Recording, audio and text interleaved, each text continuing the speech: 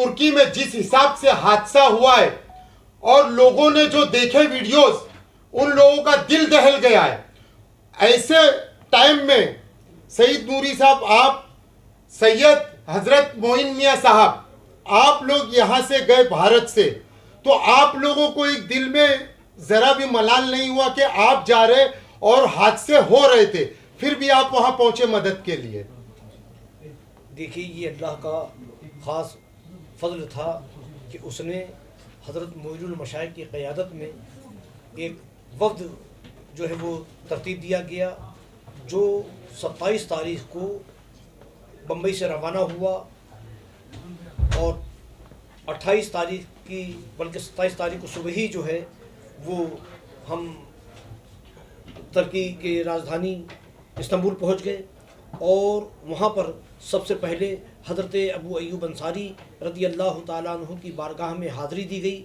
हज़रत ने फरमाया कि सबसे पहले हम साहबी रसूल हज़रत अबू अय्यूब अंसारी के मज़ार पर हाज़िरी देंगे और उसके बाद अपनी मुहिम का आगाज़ करेंगे।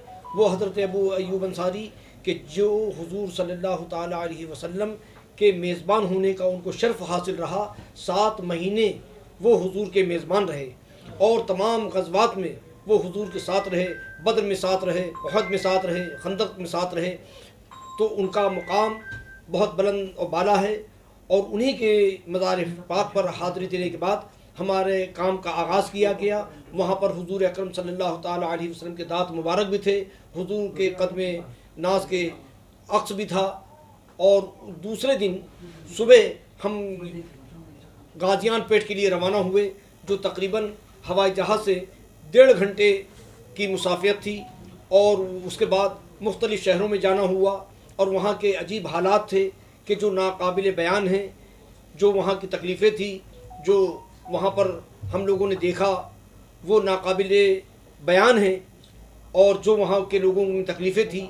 अभी मैंने अर्ज़ किया कि वहाँ पर हज़रत ने वज़ू करने के लिए फ़रमाया कि हम चाहते हैं कि नमाज असर का वक्त हो गया है, हम वज़ू कर लें और हमारे लिए पानी आप दे दें।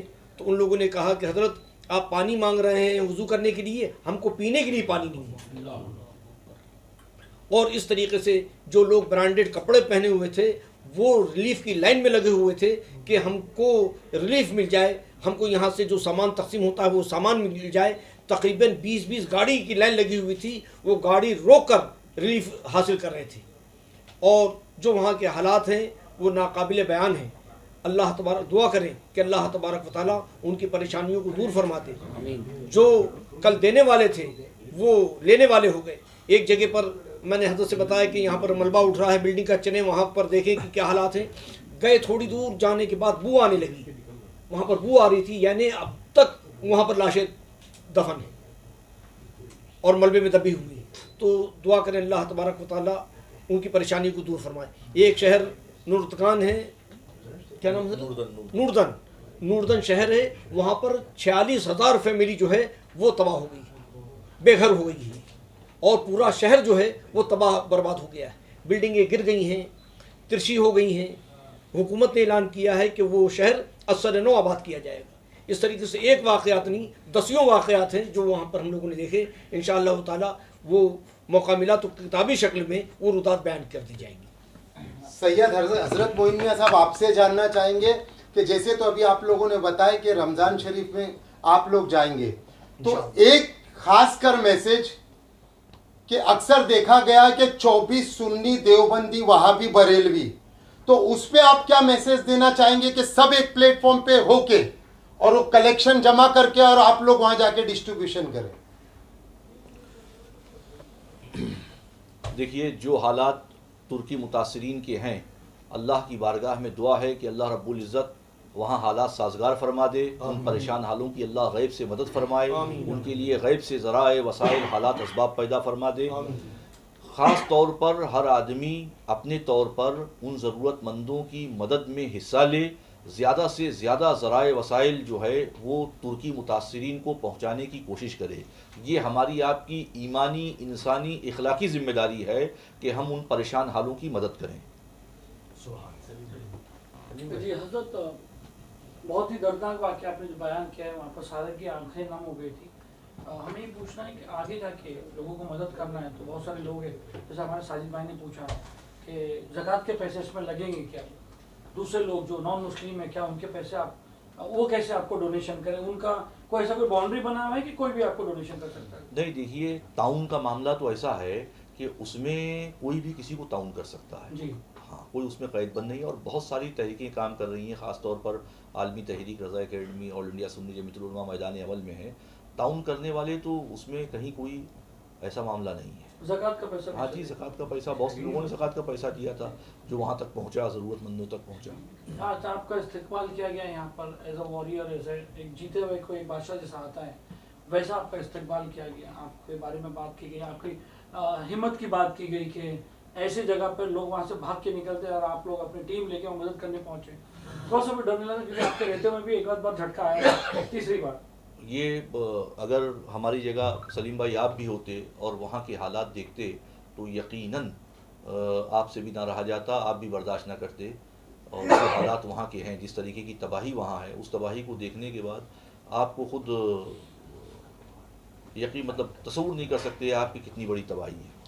सेकेंड ट्रिप में हजरत और कितने लोग अब आप लोग जाएंगे? सेकेंड ट्रिप में अभी तो तकरीबन 5 से 6 लोगों का इरादा है और जो लोग शामिल होना चाहते हैं वो राब्ता कर लें, इंशाल्लाह साथ में चलें। क्या अपील करना चाहोगे आप दूसरे ट्रिप के लिए, क्योंकि अभी आप वहाँ से रिक्वायरमेंट लेके आए हो, वहाँ के जो अथॉरिटी उन्होंने आपको एक लिस्ट दी है जी, क्योंकि एक आम आदमी मुसलमान समझता है हमारे जो कपड़े दे दो, जूते दे दो, वो वहाँ काम नहीं आते हैं। इस्तांबुल में इखलास एक तहरीक है जो वहाँ बहुत ही मकबूल तहरीक है, उन लोगों से रब्ता हुआ तो उन्होंने कहा कि देखिए सर्दियाँ बढ़ेंगी और लोगों का टेंट में गुज़र बसर मुश्किल है, इतनी बड़ी तबाही है, तो उसका कंटेनरों का आप एहतमाम करें जी।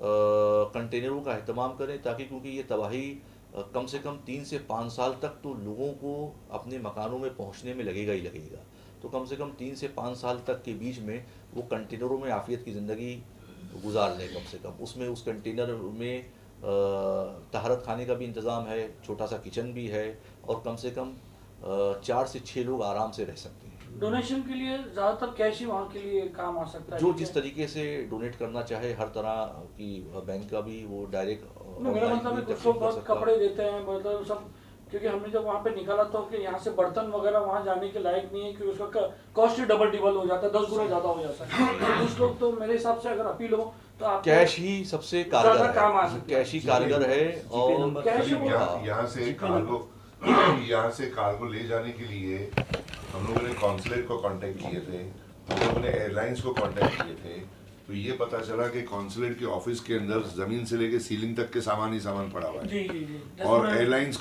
को कार्गो के लिए भेजने के लिए जगह ही नहीं है। तो फिर हम लोगों ने डिसाइड किया कि बेहतर ये होगा कि कैश लेके वहीं से जाके खरीदे और वहीं से लेके जाके पहुंचा दे। बिकॉज यहाँ से अगर आप कंसाइनमेंट भिजवाओगे, शिप से भिजवाओगे 9 दिन लगेंगे, एक तिया रमजान निकल गया। और फ्लाइट से जो है वो कॉस्टली के अलावा जाने दो, वो तो फ्रेट माफ भी हो जाएगा जिस काम के लिए जा रहा है, जगह ही नहीं है, कार्गो के लिए जगह नहीं है। जैसे कश्मीर के टाइम पे हम लोग ने किए थे, बॉम्बे टू श्रीनगर हमारे को गो एयर ने फ्री कार्गो दिया था, इंडी को फ्री कार्गो दिया था, वो तो स्टेट था, स्टेट टू स्टेट, लेकिन ये इंटरनेशनल है। फैलाना आपका अल्लाह रब्बुल इज़्ज़त ने इखलास और इलाहियत की बुनियाद पर करम फरमाया, अल्लाह ने ज़राए वसाइल का एहतमाम फरमाया, इंतज़ाम फरमाया, जाने के वसाइल पैदा हो गए। फिर वो मूवमेंट चला, भाई रिजवान मटेल साहब के घर हम लोग गए, रात में वहीं खाना खाया, वहीं सारा तबादले ख्याल हुआ किस तरीके से क्या करना है, कैसे करना है। फिर हालात असबाब बनते गए, अल्लाह ने फल फरमाया और अल्लाह ने ये काम ले लिया, अल्लाह कबूल फरमाया।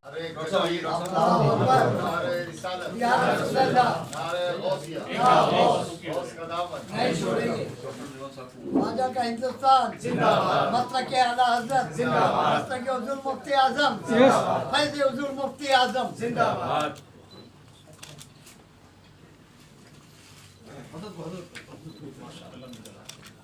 अभी अमीर उद्दीस साहब, निजामुद्दीन नाइम साहब, इब्राहिम ताई साहब मिलकर सईद भाई का ये छोटा सा ये भी